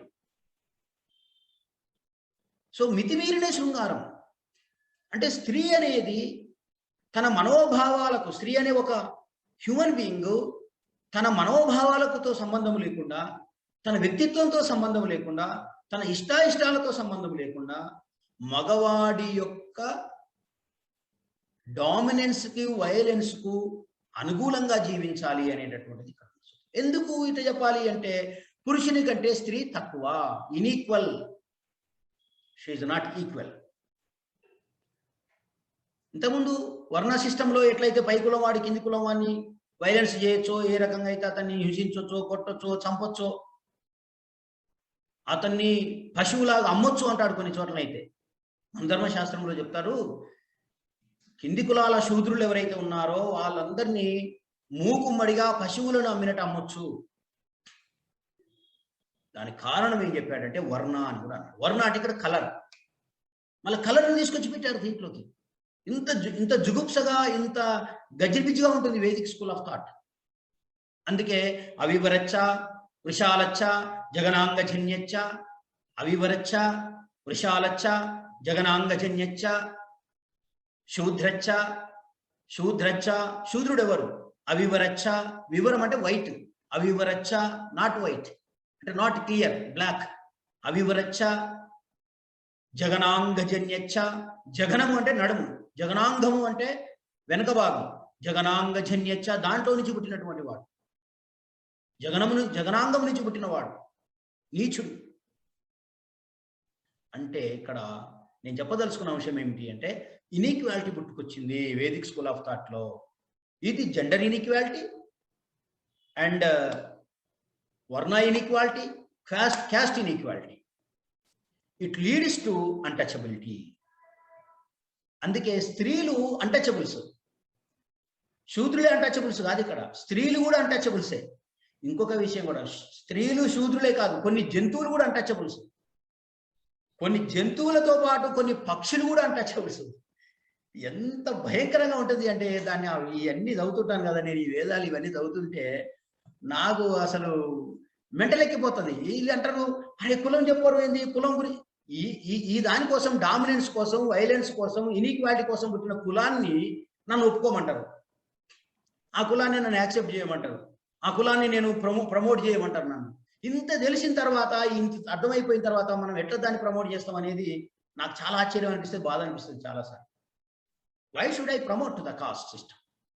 Why should I accept the caste system and varna system and gender inequality? ఇవేవి నేను సృష్టించుకునేవి కావు, ఇవేవి నా కోసం సృష్టించినవి కావు. ఇవన్నీ కొన్ని వర్ణాల కోసము, ఇవన్నీ కొన్ని కులాల కోసము, వైలెన్స్ కోసము, డామినెన్స్ కోసము, ఇన్ఈక్వాలిటీని సమాజంలో ఇన్స్టిట్యూషనలైజ్ చేయడం కోసం పుట్టినటువంటి. నన్ను ఈ మొన్న ఏదో పెళ్లి జరిగితే నువ్వెందుకు బౌద్ధంలోనే పెళ్లి చేస్తున్నావు అని అడుగుతాడు. ఈ పెళ్లి చేసే దాంట్లో పురుషులకు స్త్రీలకు మధ్యన సృష్టించిన ఈ ఇన్ఈక్వాలిటీని నేను ఎట్లా యాక్సెప్ట్ చేస్తాను? నాది ఒక ఫలానా పర్టికులర్ కులం అని చెప్పకపోతే చచ్చిపోతున్నాడు ఒక్కొక్కడు. నేను ఎప్పుడైనా కులం తప్పు చెప్తానా అంటుండే ఒక ఆయన. ఇంకొక ఆయన అసలు ఏంటండి మీరు, ఎంత గొప్ప కులం మాది, మీది ఎంత గొప్ప కులం అంటాడు ఒక ఆయన వచ్చి. ఇదంతా రెండు వర్గాల కోసము,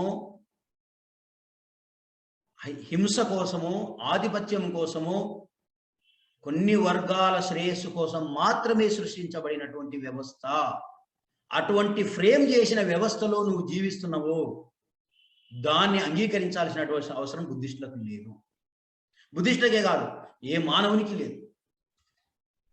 ఈ సత్యాన్ని మన ప్రజలు తెలుసుకోగలిగినాడు, ఈ సత్యాన్ని మన ప్రజలకు అందించగలిగినాడు. అప్పుడు కుల మతాలకు అతీతంగా ఆలోచించడం మొదలు పెడతాం.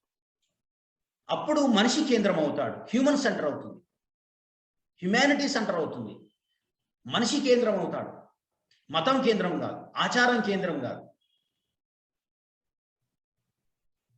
అందుకే వాళ్ళు తీసుకొచ్చినటువంటి ప్రముఖమైన రెండో సూత్రం ఇన్ఈక్వాలిటీ.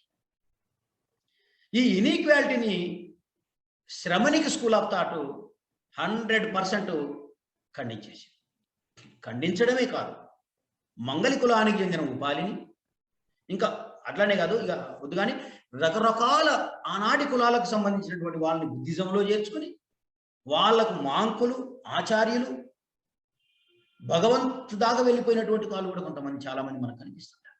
భగవత్ అర్హత పొందిన వాళ్ళు, ఆచార్య అర్హత పొందిన వాళ్ళు ఉన్నారు. అప్పుడున్న డౌన్ ట్రాడెన్ క్లాస్లో పుట్టినటువంటి వాళ్ళు ఆచార్య పదవిని పొందిన వారు ఉన్నారు బుద్ధిజం. కాబట్టి ఇక్కడ నా పాయింట్ ఏంటంటే, ఇన్ఈక్వాలిటీ అక్కడ సృష్టించబడితే ఇక్కడ ఈక్వాలిటీ సృష్టించబడింది, ఈక్వాలిటీ ప్రతిపాదించబడింది, ఈక్వాలిటీ ఇంప్లిమెంట్ చేయబడింది. వేదిక్ స్కూల్ ఆఫ్ థాట్లో ఇన్ఈక్వాలిటీ, శ్రమణిక్ స్కూల్ ఆఫ్ థాట్లో ఈక్వాలిటీ. అందుకోసం వాళ్ళు ఏం చేశారంటే మితిమీరినటువంటి శృంగారాన్ని ప్రతిపాదించారు. మితిమీరిన శృంగారం. ఒక మాట ఏం చెప్తాడంటే, కామిగాని వాడు మోక్షగామి కాలేడు. ఎవడైతే విస్తృతమైనటువంటి శృంగారాన్ని, సెక్స్ను చేయలేడో వాడు మోక్షానికి పొందలేడు. అంటే మోక్షానికి ఇంకొక మార్గం సెక్స్గా వీళ్ళు ప్రతిపాదన చేశారు. అందుకే మీరు దేవతలు కూడా కామాంధకారంలో మునిగిపోతూ ఉంటారు. కమలాకుచ చూచుక కుంకుమతో నియతారు నితాతుల నీలతను విజయీ భవ వెంకట శైలపతే. పండబుధులు దే ప్రపోజ్డ్ ది సెక్సువల్. అంటే అది ఏ సెక్సువల్ హెరాస్మెంట్ అంటే అది మామూలు సెక్సువల్ హెరాస్మెంట్ కాదు, unlimited sexual harassment. There is no limitation. ఏమంటారు, వరుస లేదు, వాయు లేదు, ఏమంటారు, ఇక నేను చాలా చెప్పలేను. సార్ నాకు ఫస్టే వేసి కొట్టేసిండు, బాణం కొట్టేసిండు. రాజా గారు నాకు ముందే కటింగ్ పెట్టాడు కాబట్టి నేను చాలా, ఎంత అంటే 90% తగ్గించుకొని 10% మీ ముందు ప్రజెంట్ చేస్తున్నా, తప్పలేని పరిస్థితి. కాబట్టి ఆ శ్లోకాల మంత్రాలు నేను చెప్పలేను. కానీ అంత భయంకరమైన సెక్స్ను ప్రతిపాదన చేస్తే వేదిక్ స్కూలు దానికి ఆల్టర్నేటివ్గా బుద్ధిస్తాము. కామేషు మిచ్చాచారా వీరమణి సికాపదం సమాధియామి. ఇది సృష్టించాలి. కామేషు మిచ్చాచారా వీరమణి, మితిమీరినటువంటి శృంగారమును నేను పాటించనని ప్రమాణం స్వీకరిస్తున్నాను. అక్కడ మితిమీరిన శృంగారం అంటే ఇక్కడ ఒక లిమిటేషన్స్తో కూడినటువంటి, అవసరముతో కూడుకున్నటువంటి శృంగారం ప్రతిపాదించింది. కామేషు మిచ్చాచార వీరమణి కాపదం సమాధియామి. పంచశీల అనేటటువంటిది ఏదో ఆకాశం నుంచి ఊడిపడ్డట్టో, భూమిలో నుంచి మొలుసుకొచ్చినట్టో, మనిషి తాటులో నుంచి పుట్టుకొచ్చినటువంటిది కాదండి.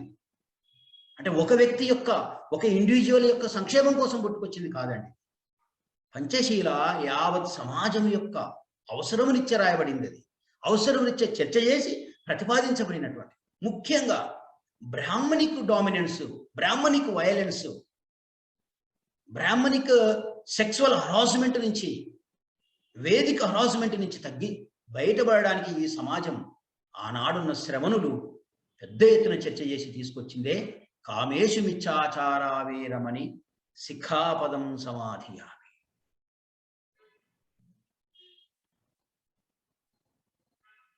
ఎంత మితిమీరినటువంటి శృంగారం ఉందో అంత మితిమీరిన హింస కూడా ఉంది. మీకు ఇంతకుముందు చెప్పాను ఎంత హింస ఉందో మీ అందరికీ తెలుసు. మితిమీరిన హింస, యజ్ఞయాగాదులు, బలులు ఎన్ని అంటే ఒక్క బాలాకాండలో, అయోధ్యకాండలో చెప్తాడు. ఒక్క దశరథుడు కొన్ని వందల వేల పశువులను కట్టేసి పశూనాం 300 తత్రయాపేషు నియతం తథా అశ్వరత్నోత్తం తత్ర రాజ్ఞో దశరథాయచ. రామాయణం 14వ సర్గం 30వ శ్లోకం. రామాయణం బాలకాండ 14వ సర్గ 30వ శ్లోకం. పశూనాం 300 తత్ర యూపేషు నియతం తథా అశ్వరత్నోత్తమం తత్ర రాజ్ఞో దశరథస్య చ. దశరథుడు 300 పశువులను ఒక యూపానికి, యూపేషు అన్నాడు. యూపేషు అంటే యూపం, ఆ యజ్ఞపు కొయ్య, దాన్ని కట్టేస్తాడు. తాబేళ్లను కట్టేస్తాడు. వీటన్నిటిని ఆ యజ్ఞములు బలిస్తాడు, రక్తతర్పణ చేస్తాడు. అంటే ఎంత హింస అండి!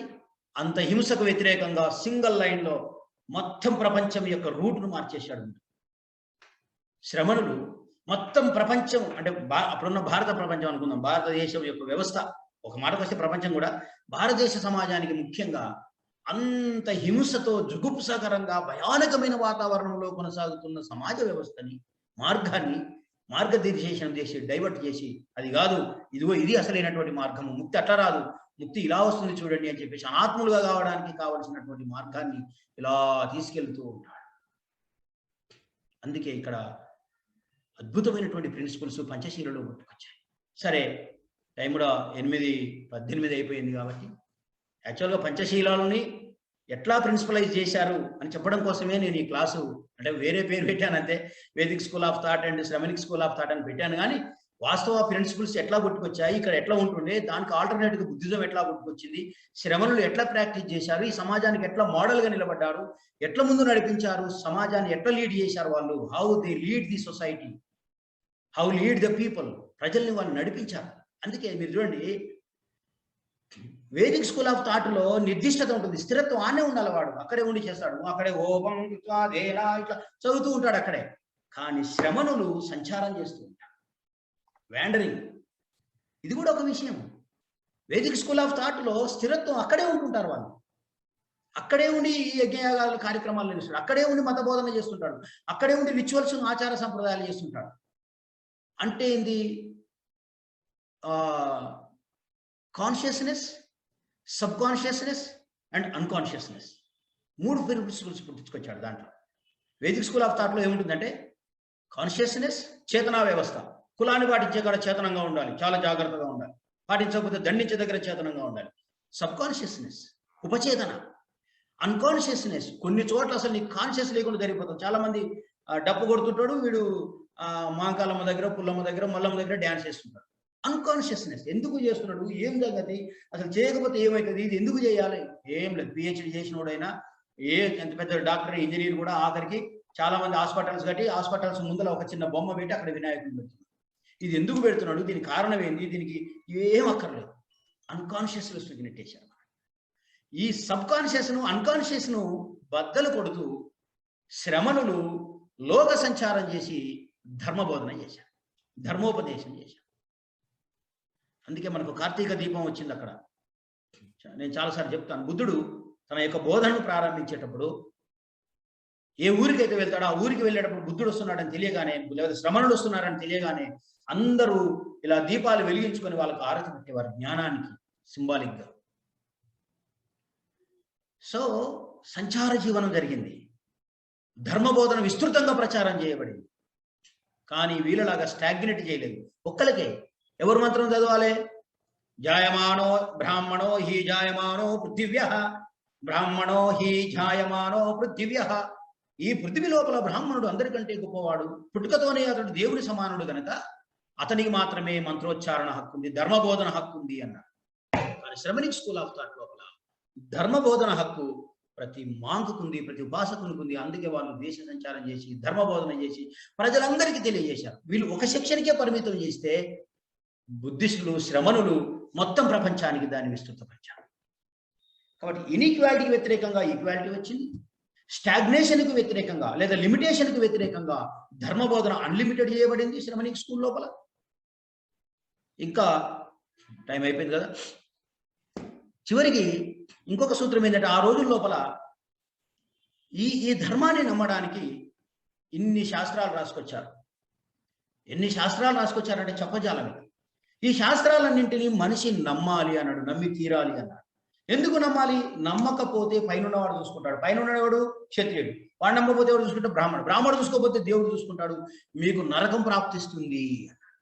ఇది నమ్మకపోతే మీరు నరకానికి పోతారు. కులాన్ని నమ్మకపోతే నరకానికి పోతారు, బలిని నమ్మకపోతే నరకానికి పోతారు. ఉదాహరణకి ఏదైనా ఒక జంతువు ఒక గుడి దగ్గర బలి ఇవ్వకపోతే పాపం ఉంటుంది. సర్వపాప పరిహారో రక్త ప్రోక్షకం అవశ్యకం తదరక్తం పరమాత్మేన పుణ్యదాన బలియాగం. సామవేదంలో చెప్తాడు, సర్వపాప పరిహారో రక్త ప్రోక్షకం అవశ్యకం తదరక్తం పరమాత్మేన పుణ్యదాన బలియాగం. సర్వపాప పరిహారో రక్త ప్రోక్షకం అవశ్యకం. పాప పరిహారం జరగాలంటే రక్త ప్రోక్షణ జరిగి తీరాలి. ఇది జరగకపోతే నువ్వు పాపంలో ఉంటావు, పాపంలో ఉంటే నువ్వు నరకానికి పోతావు. నరకం సృష్టించబడింది అక్కడ. దీన్ని నమ్మి తీరాలి అన్నాడు. దానికి ఆల్టర్నేట్ గా బుద్ధిజం లోపల మూసావాద వీరమణి సికాపదం సమాధియామి. నమ్మాల్సినటువంటి అవసరం లేదు. గుడ్డిగా పైవాడేదో చెప్పిండని, నాకంటే పూర్వీకులు చెప్పిర్రని, లేకపోతే ఎవడో మేధావి చెప్పిండని, లేకపోతే పెద్దవాళ్ళు చెప్పిరని నమ్మాల్సిన అవసరం లేదు. Test your self, examine your self. నీకు నువ్వు పరీక్ష చేసుకో, నీకు నువ్వు ఆలోచన చేసుకో. నేను చేస్తున్నది కరెక్టేనా, నేను మాట్లాడుతుంది కరెక్టేనా, నా ఆలోచన కరెక్టేనా, ఇతరులతో ప్రమేయం లేదు. నీ మనసు, నీ బుద్ధి, నీ జ్ఞానం, నీ సమాజం ఏం చెప్తుంది? మూసావాదావేరమని సమాజానికి రెలవెన్స్గా ఉన్నటువంటి ప్రిన్సిపల్స్ను శ్రమణిక్ స్కూల్ ఆఫ్ థాట్ క్రియేట్ చేసి ఎస్టాబ్లిష్ చేసి. ఇకపోతే ఆ రోజులో విపరీతమైనటువంటి మాంసభక్షణతో పాటు విపరీతమైన మందు తాగేవాళ్ళు. విపరీతంగా మామూలుగా కాదు, ఎంత డేంజర్గా తాగేవాళ్ళు అంటే ఒక చోట చెప్తుంటారు. ఏం చెప్తాడంటే,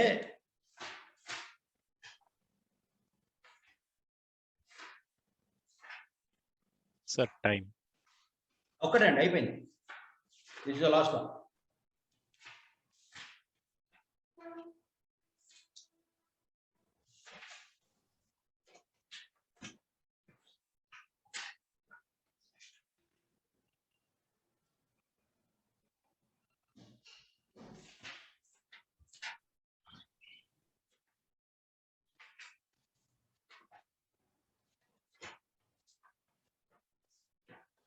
పర్లేదండి. ఇక్కడ ఏం చదువుతున్నాడు? హృదా యువ కుక్షయ సోమదానా సోమస్యత మద ఇంద్రకారాచ్చ త్రీస్రా కమింద్రో మనిష సరాంసి సుతం పిబద్ధృత్ర హత్య సోమ అత్యా సోమ. ఇంద్రుడు తన యొక్క కుండ లాంటి చెరువు నిండా కూడా సోమరసాన్ని తాగుతాడు, మత్తెక్కిపోతుంది అంటాడు. సరే, ఇది చాలా ఉంది, నేను దాని జోలిపోవట్లేదు ఇప్పుడు ఇక్కడ. అంటే విపరీతమైన తాగుబోతులుగా తయారయ్యారు. విపరీతమైన హింస, విపరీతమైన మాంసభక్షణ, విపరీతమైనటువంటి కామము, విపరీతమైనటువంటి తాగుడు, ఇదంతా జరుగుతుంది. అందుకే బుద్ధిస్టులు చాలా సింపుల్గా ఏం చెప్పారంటే సురా మేరయ మద్యపమాదట్టానావేరమని. సుర మేరయ అనబడేటటువంటి 2 మత్తు పదార్థాలు ఉండేది ఆ రోజుల్లో. చెరుకు రసంతో, బియ్యపు నీళ్ళతో తయారు చేసేవారు. ఈ సురా మేరయలకు సంబంధించినటువంటి మత్తు పదార్థాలను నేను స్వీకరించను. మాంసభక్షణ, మత్తు పదార్థం అంటే ఆనాడు ఉన్నటువంటి సమాజము హింస, కామము, అట్లాగే మూఢనమ్మకాలు, విపరీతమైనటువంటి మూఢనమ్మకాలు, అసలు హేతువాదం లేకపోవడం, ప్రశ్న లేకపోవడం, అపౌరుషేయం అన్నాడు. అందుకే వాటిని అపౌరుషేయాలు అన్నాడు. కాబట్టి ఇది తర్వాత విపరీతమైన తాగుడు ఉండేది. వీటన్నిటికీ ఆల్టర్నేట్గా శ్రమనిక్ స్కూల్ లోపల అద్భుతమైన ప్రిన్సిపల్స్, ఇన్ఈక్వాలిటీ ఉండేది. దానికి కూడా ఇక్కడ ఈక్వాలిటీ, ఇట్లాంటివన్నీ పుట్టాయి. అందులోనే పంచశీల అన్నారు. అందుకే వాటిని పానాతిపాతావేరమని, అదిన్నదానావేరమని, అట్లాగే కామేశు మిచ్చాచారావేరమని, మూసావాదావేరమని, సురామేరయ మధ్యపమాదట్టానావేరమని. వేదిక్ స్కూల్ ఆఫ్ థాట్లో చాలా దుర్మార్గాలు ఉన్నాయి. వాటన్నిటిని ఇప్పుడు నేను 1 అవర్లో చెప్పేది సాధ్యం కాదు. కానీ ఇప్పుడు చెప్పినంత వరకు ఇన్ఈక్వాలిటీ, డామినెన్స్ అండ్ వైలెన్స్, అట్లాగే సెక్సువల్ హరాస్మెంట్, అట్లాగే విపరీతమైనటువంటి సూపర్స్టిషన్స్, అంటే ఇర్రేషనల్గా ఉండడము, ఇట్లాంటి వాటన్నిటికీ ఆల్టర్నేట్గా వచ్చిందే Shramanic school of thought. Shramanic school of thought ఏదో భూమండలంలో ఆకాశం నుంచి ఊడిపడ్డటో పవిత్రమైనదో భూమిలో నుంచి వచ్చింది కాదు. మానవుడి కేంద్రంగా, మానవుని యొక్క ఏమంటారు సరైనటువంటి జీవితాని కోసం, మానవుని యొక్క సరైన మార్గం కోసం, మోక్షం అంటే ఎట్లా ఉంటుందో తెలియజేయడం కోసం, ఎట్లయితే మానవుడు ఈ జీవితంలో నుంచి మోక్షానికి అందుకోగలడో తెలియజేయడం కోసం మాత్రమే బుద్ధిజం వచ్చింది. ఈ ప్రిన్సిపల్స్ అన్ని కూడా శ్రమని స్కూల్ ఆఫ్ థాట్లో భాగంగా అద్భుతమైన బ్యూటిఫుల్ ఫిలాసఫీని చేశారు. అందులో మీకు అష్టాంగ మార్గము, 10 పారమితలు, ఇవన్నీ కూడా మనం అనాత్మలం కావడానికి, భగవంత అర్హత సాధించడానికి, బుద్ధుడుగా మారడానికి. మనం కూడా బుద్ధుడుగా మారచ్చు ఓపిక ఉంటే. అలా ఓపికతో బుద్ధుడుగా మారడానికి మనం ఒక మనిషి సింపుల్ ఎవరైనా బుద్ధుడు కావచ్చు. కానీ అక్కడ ప్రతి ఒక్కడు దేవుడు కావడానికి వీల్లేదు. చూడండి, బ్రాహ్మణుడు కింది స్థాయికి పడిపోవచ్చు, కానీ కిందోడు పై స్థాయికి పోవడానికి వీలుండదు. అక్కడ నో అప్గ్రేడేషన్, ఓన్లీ డిగ్రేడేషనే ఉంటుంది. కానీ ఇక్కడ అట్లా కాదు. సరే, తెలిసో తెలియకో ఏదో ఒక కులంతో నువ్వు ముద్రింపబడ్డా, నువ్వు వీటన్నిటిని దాటుకొని బుద్ధుడిగా మారిపోవచ్చు, విశ్వజనీయమైనటువంటి మానవుడిగా మారిపోవచ్చు, బుద్ధుడిగా మారిపోవచ్చు. ఇందులో చాలా బ్యూటీనెస్ ఉంది. అటువంటి అద్భుతమైన ఫిలాసఫీని ఆచరిస్తున్న మీ అందరికీ ప్రత్యేకమైన ధన్యవాదాలు తెలియజేస్తూ, మరి టైం ఎక్కువ తీసుకున్నానేమో, మొదట కొంత బోర్ కొట్టించానేమో. ఎందుకంటే నాకేమో నా స్టైల్ వేరే, నా ఉపన్యాసం స్టైలు అది వేరే. కానీ ఇక్కడికి వచ్చేటప్పుడు కంప్లీట్గా ఐఎమ్ మీక్ అంటాడు కదా బైబిల్, అట్లా సాత్వికుడుగా మారిపోవడం అనేది ఒక ప్రాక్టీస్ చేయాల్సి వస్తుందేమో ఇంకా. సో ఎనీహౌ, నా శక్తి మేరకు నేను మీకు శ్రమనిక్ స్కూల్ను, వేదిక స్కూల్ను పరిచయం చేశానని మీకు అందరికీ తెలిసినప్పటికీ కూడా మరొక్కసారి మీకు గుర్తు చేసిందని నేను భావిస్తూ, ఈ అవకాశం కల్పించిన పెద్దలందరికీ ప్రత్యేకమైన ధన్యవాదాలు తెలియజేస్తున్నా. నమో బుద్ధాయ, జై భీమ్. Thank you.